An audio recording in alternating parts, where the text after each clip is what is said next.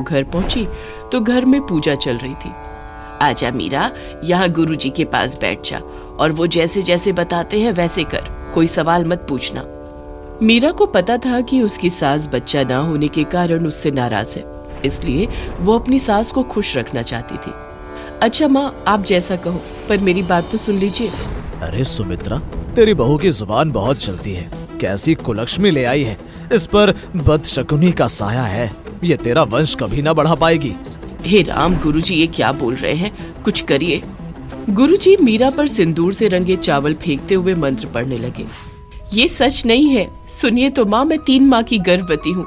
आलोक तो कानपुर गए हैं, इसलिए ये सूचना सबसे पहले आपको देना चाहती थी। क्या कहा? गर्भवती? अरे गुरुजी, आप तो कह रहे हमें निर्वंशी बना देगी। मुझ पर शक करती है मूर्ख। अरे इसके गर्भ में तो तेरा काल है समझी। पहले इसकी कोख को पवित्र करना होगा, वरना होने वाला बच्चा तुझे और तेरे बेटे दोनों को निगल लेगा। ये आप क्या नापशनाप बोल रहे हैं मेरे बच्चे के बारे में?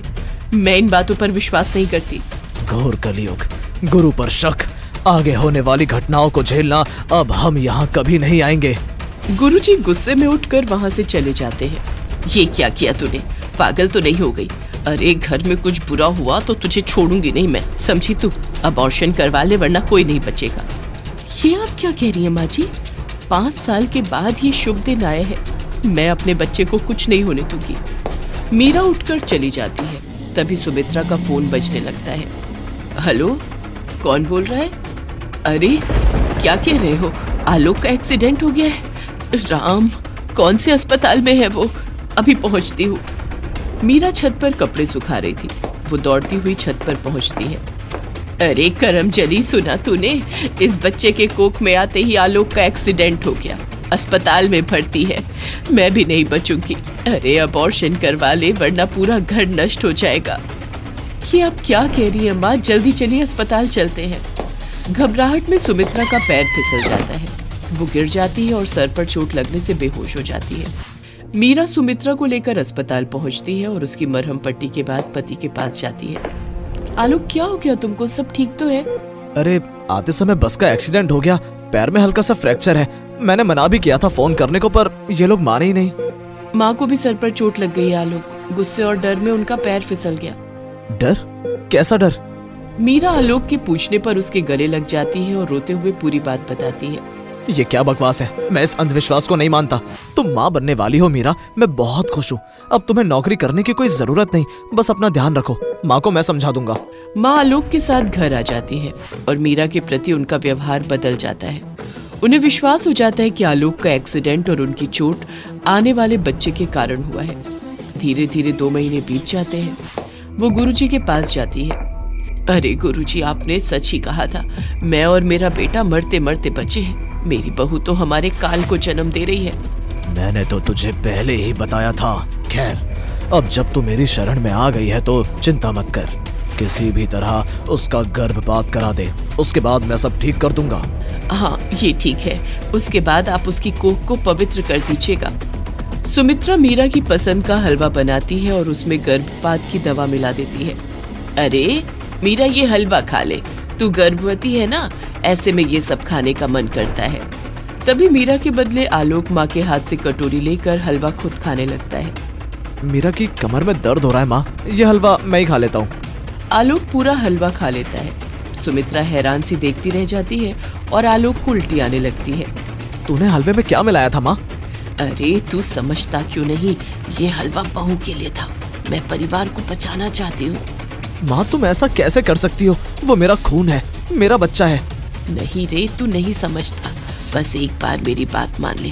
गुरुजी मीरा की कोख को पवित्र कर देंगे, फिर ये गर्भवती हो जाएगी। माँ वो मेरा बच्चा है, अगर आपने फिर उसे नुकसान पहुँचाने की कोशिश करी तो मैं मीरा को लेकर यहाँ से चला जाऊंगा। सुमित्रा रोते हुए गुरुजी के पास पहुँचती है। अरे गुरुजी, मेरे परिवार को बचाइए। अभी तो वो पैदा भी नहीं हुआ है, लेकिन मेरा बेटा मुझसे अलग होने की बातें कर रहा है। सुमित्रा, अब ऐसे काम नहीं चलेगा। उसने तेरी बहू की कोख पर कब्जा जमा लिया है। अब वो किसी को भी नुकसान नहीं पहुंचाने देगा। मैं तुझे मंत्रों से सिद्ध करके एक नींबू देता हूँ, बस तू उसे अपनी बहू के तकिए के नीचे रख देना। सुमित्रा ऐसा ही करती है। कुछ देर के बाद आलोक आता है और मीरा से कहता है। मीरा, कल इस चादर पर मुझसे चाय गिर गई थी। तुम 2 मिनट रुको तो मैं चादर बदल देता हूँ, वरना चींटियां आ जाएंगी। आलोक चादर बदलता है तो उसे तकिए के नीचे से नींबू मिल जाता है। अरे मेरे पेट में इतनी गैस कैसे बन रही है, और तुम ये पता नहीं क्या नीचे रखकर सो रही हो। नहीं, मैंने तो तकिए के नीचे कोई नींबू नहीं रखा। मुझे उल्टी आ रही है, मुझे सोने दो। ठीक है तुम सो जाओ, मैं नीचे जा रहा हूँ अपने लिए नींबू पानी बनाने। आलोक रसोई में नींबू पानी बनाने लगता है, तभी सुमित्रा वहाँ आती है। अरे बड़े दिनों के बाद मेरा बेटा रसोई में आया है, क्या बना रहा है रे? जरा मुझको भी तो दे। हाँ माँ, ये पीकर देख, मैंने तेरे और अपने लिए नींबू का पानी बनाया है। मेरे दोस्त कहते हैं मुझसे अच्छा नींबू पानी कोई नहीं बना सकता। अच्छा ऐसी बात है, तो जरा पिला देखो तो तूने कैसा नींबू पानी बनाया है। सुमित्रा और आलोक नींबू पानी पीने लगते हैं और सुमित्रा नींबू पानी की बहुत तारीफ करती है। तभी उसकी नजर कटे हुए नींबू के छिलके पर पड़ती है जिस पर सिंदूर लगा होता है। हे भगवान, तुझे ये नींबू कहाँ से मिला? इस पर सिंदूर कैसे लगा है? अरे माँ, ये मीरा के तकिए के नीचे रखा था। मेरे पेट में गैस बन रही थी तो मैं उठाकर ले आया। सत्यानाश, तूने क्या कर दिया? अब न जाने क्या होगा। क्यों, क्या हुआ माँ? तू उल्टी कर, मेरी बात मान। इस पर गुरुजी ने तंत्र किया था ताकि मीरा का बच्चा गर्भ में ही मर जाए। माँ, अब मैं मरूंगा, मेरे पेट में दर्द हो रहा है, लगता है मैं नहीं बचूंगा माँ। आलोक भागकर बाथरूम में चला जाता है। मुझे खून की उल्टियाँ हो रही है माँ, अब नहीं बचूंगा, तेरे गुरुजी का मंत्र मुझे ले जाएगा। ऐसा मत बोल मेरे बच्चे, मैं तेरे लिए अपनी जान भी दे दूंगी। पता है ना, मेरे गर्भवती होते ही तेरे पिता की मृत्यु हो गई थी। कितनी मुश्किल से तुझे पाला है। माँ, इसका मतलब तो ये हुआ मैं ही अब शुक्नी था कि मेरे गर्भ में आते ही पिताजी की मौत हो गई। दादी ने मुझे मारा क्यों नहीं?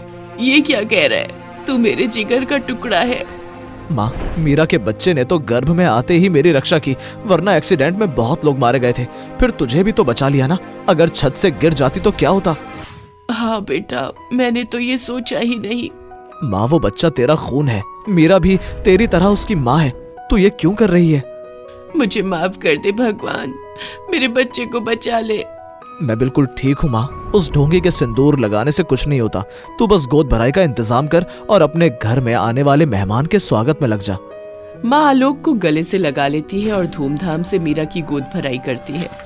माँ इधर आ, ये देख अखबार में क्या निकला है। तेरा वो गुरु जेल जा रहा है। उसने एक औरत से उसके पति को वापस लाने के बदले उसके सारे गहने हड़प लिए। मीरा, आलोक, मुझे माफ कर दो। किसी ने आंख उठाकर भी देखा तो आंखें निकाल दूंगी उसकी। आज से मीरा की सारी जिम्मेदारी मेरी। आखिर मेरा वारिस जो ला रही है। सभी खुशी खुशी रहने लगते हैं।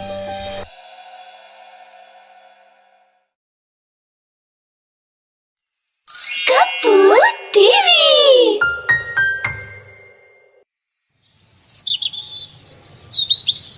जूस तो ले आई है, इसे पिलाएगा कौन? आ, पास बैठकर पिला भी दे। आप अमीर हो तो गरीब को कुछ भी बोलोगे? मेरा हाथ छोड़ो और मुझे जाने दो विना बाबू। आराधना अपनी बीमार माँ शांता और छोटी दिव्यांग बहन उर्मी के साथ रहती थी। घर चलाने की सारी जिम्मेदारी उसी के कंधों पर थी और वो गन्ने के जूस की एक दुकान पर डिलीवरी गर्ल का काम करती थी। अब तुम्हारी माँ की तबीयत कैसी है आराधना? ये सुनकर आराधना की आंखों में आंसू आ गए और वो बोली, माँ की तबीयत तो ठीक नहीं है विकास बाबू, दिन पर दिन खराब ही होती जा रही है। तुम चिंता मत करो, परमात्मा सब ठीक करेंगे। ये कहकर विकास पैसे गिनने लगा और आराधना ने पूछा, कोई ऑर्डर है क्या? हाँ है, शांतिलाल की कोठी पर 10 ग्लास जूस पहुँचाओ। ठीक है, मैं अभी पहुँचा देती हूँ। ये कहकर आराधना गन्ने का जूस बनाकर शांतिलाल के घर देने चली गई और जब वो वहाँ से लौटी तो उर्मी पहले से ही उसके इंतजार में खड़ी थी। दीदी, दीदी जल्दी से घर चलो, माँ की तबीयत बहुत ज्यादा बिगड़ गई है। ये सुनकर आराधना सब काम छोड़कर घर की तरफ मुड़ जाती है। माँ तुम ठीक तो हो ना? माँ, अब तो इस संसार से विदाई का समय आ गया है बेटी। मेरे मरने के बाद उर्मी का पूरा ख्याल रखना। हाँ माँ, हाँ, मैं उर्मी का पूरा ख्याल रखूंगी। देखना, इसे पढ़ा लिखा कर बड़ी अफसर बनाऊंगी माँ। आराधना ये कह ही रही होती है कि तभी शांता दम तोड़ देती है। माँ, माँ, हमें अकेला छोड़कर मत जाओ माँ। माँ, दीदी, दीदी माँ से कहो हमें अकेला छोड़कर ना जाए। दीदी दीदी प्लीज। माँ।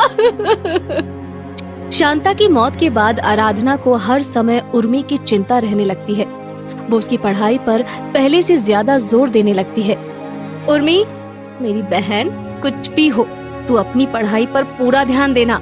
मेरा सपना तुझे बड़ा अफसर बनते देखना है। तू मेरा ये सपना पूरा करेगी ना? हाँ दीदी, जरूर पूरा करूंगी। एक दिन उर्मी को स्कूल की प्रिंसिपल ने बुलाया। उर्मी, तुमने 3 महीने से फीस जमा नहीं कराई है। कल क्लास में बैठने से पहले फीस जमा हो जानी चाहिए, समझी? जी मैडम। स्कूल से घर आते ही उर्मी ने ये बात अपनी बड़ी बहन को बताई। दीदी, मेरी स्कूल की फीस जमा करा दो, वरना मैं कल से स्कूल नहीं जा पाऊंगी। तू चिंता मत कर, मैं तेरी फीस कल ही जमा करा दूंगी, पर तू स्कूल ना जाने की बात कभी मत करना, समझी? आराधना ने उर्मी की फीस के लिए कई जगह से पैसे मांगे, मगर कहीं से उसे पैसे नहीं मिले। उसी दिन वो शांतिलाल की पत्नी शारदा को गन्ने का रस डिलीवरी करने जाती है। अरे, ये तो बहुत कीमती नेकलेस है, जरूर शांतिलाल की पत्नी का होगा, उसे दे देती हूँ। आराधना नेकलेस को शारदा से दिखाते हुए बोली, देखिए माँ जी, ये नेकलेस आपका है ना? अरे हाँ, मेरा लाखों का नेकलेस। क्या इतना कीमती नेकलेस देखकर तुम्हें जरा भी लालच नहीं आया? दूसरे की चीज का क्या लालच करना माँ जी। ये सुनकर शारदा बहुत खुश हुई और उसे कुछ रुपए देते हुए बोली, ये लो तुम्हारी ईमानदारी का इनाम, तुमने मेरा लाखों का नुकसान होने से बचा लिया। नहीं माँ जी, मुझे कोई इनाम नहीं चाहिए। तो फिर क्या चाहिए? ये सुनकर आराधना की आंखों में आंसू तैरने लगे और वो बोली, अगर कुछ देना ही है तो मुझे थोड़ा कर्ज दे दीजिए, मुझे अपनी छोटी बहन की स्कूल की फीस जमा करनी है। तेरे जैसी भली लड़की को मैं मना नहीं कर सकती, तुझे जितना कर्ज चाहिए मिल जाएगा। शारदा ये कह ही रही थी कि तभी उसका बेटा विनय वहाँ पर आ जाता है और बोलता है, ये कर्ज लौटा भी देगी मॉम, कहीं बाद में पछताना न पड़े, सोच लो। मुझे हीरे और कंकड़ का फर्क अच्छी तरह से मालूम है बेटा, ये आराधना खरा हीरा है, हीरा। माँ की ये बात सुनकर विनय मन ही मन सोचने लगता है, हाँ हीरा तो है, बदन तो देखो, कोहिनूर हीरे के माफिक चमक दमक रहा है। जी में तो आता है कि इस हीरे का अभी के अभी दाम लगा दूं, लेकिन घर पर मॉम है इसलिए चुप हूँ। आराधना ने शारदा से कर्ज लेकर अपनी बहन की फीस भर दी और फिर कुछ दिन बाद, अरे आराधना, शांतिलाल के घर गन्ना जूस दे आओ भाई, 5 बड़े वाले ग्लास का ऑर्डर है। अभी दे आती हूँ विकास बाबू। आराधना गन्ने का जूस लेकर शांतिलाल के घर जाती है और देखती है कि वहाँ विनय और उसके दोस्तों के सिवा कोई नहीं होता। जूस तो ले आई है, इसे पिलाएगा कौन? आ, पास बैठकर पिला भी दे। आप अमीर हो तो गरीब को कुछ भी बोलोगे? मेरा हाथ छोड़ो और मुझे जाने दो विनय बाबू। अगर मैं हाथ ना छोड़ू तो क्या करोगी? मैं चिल्लाऊंगी और तुम्हारी बदतमीजी के बारे में सबको बता दूंगी। अगर मैं तुमको मुंह मांगे पैसे दूं तो? ये सुनकर आराधना को विनय पर क्रोध आ जाता है। मैं एक इज्जतदार गरीब लड़की हूँ विनय बाबू, मैं कोई बाजारू लड़की नहीं जो तुम्हारे पैसे पर मर जाऊँ। अब बहुत हुआ, आगे एक शब्द भी मत बोलना, बस। तू क्या समझती है कि मैं तेरी धमकी से डर जाऊंगा? मेरे पास इतना पैसा है कि तेरे जैसी बीसियों को खरीद लूं। चल चुप करके आ इधर। ये कहकर विनय ने आराधना का हाथ पकड़कर अपनी तरफ खींचने की कोशिश की, मगर तभी वहाँ शारदा आ गई और उसे देखते ही आराधना फूट फूट कर रोने लगी। विनय, ये क्या है? कुछ नहीं माँ, मैं तो बस इसके साथ मजाक कर रहा था। आपके अमीर बेटे और इनके दोस्तों ने मेरे साथ जबरदस्ती करने की कोशिश की है माँ जी। ये सुनकर शारदा बोलती है, मेरा बेटा इतना नीचे गिर सकता है, मैं कभी सोच भी नहीं सकती थी। मैं इसे और इसके दोस्तों को अभी पुलिस के हवाले करती हूँ। रहने दीजिए माँ जी, मेरी इज्जत बच गई, वही बहुत है। कैसे रहने दूँ? किसी लड़की की इज्जत की क्या कीमत होती है, ये सबक तो इनको सिखाना ही पड़ेगा। ये कहकर शारदा ने पुलिस को फोन कर दिया और हम आराधना से माफी मांग लेते हैं मॉम, हमें पुलिस थाने मत भेजो प्लीज, हम आगे कभी ऐसी हरकत भूलकर भी नहीं करेंगे। ऐसे गंभीर अपराध के लिए माफी कोई मायने नहीं रखती बेटा, इसकी सजा तो तुम सबको भुगतनी ही पड़ेगी। इंस्पेक्टर, ले जाओ इनको। पुलिस विनय और उसके दोस्तों को थाने में ले जाती है और फिर शारदा आराधना के आगे हाथ जोड़कर बोलती है, बेटी, मैं अपने बेटे की करतूत के लिए बहुत शर्मिंदा हूँ, हो सके तो माफ कर देना मुझे। कसूरवार को तो आपने सजा दे दी है माँ जी, फिर आप माफी क्यों मांग रही हैं?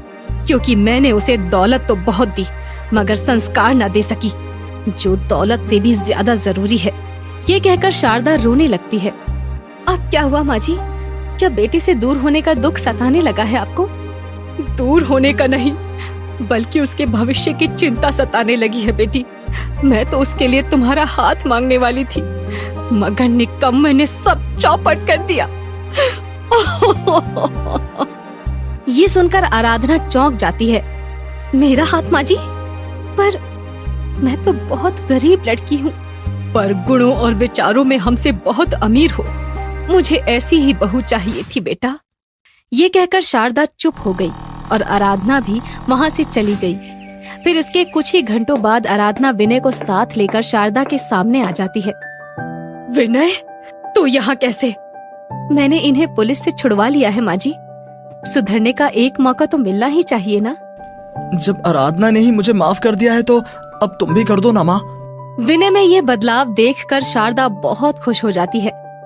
बेटी, तूने एक दुखी माँ का दुख दूर करके बहुत बड़ा पुण्य किया है। ईश्वर तुझे सदा सुखी रखे। ये कहकर शारदा ने आराधना को गले लगा लिया और फिर अपने बेटे से उसकी शादी कर दी। इस तरह गरीब आराधना और उसकी छोटी बहन उर्मी का जीवन तो संवर जाता ही है, साथ ही शारदा को भी गुणवती बहू मिल जाती है।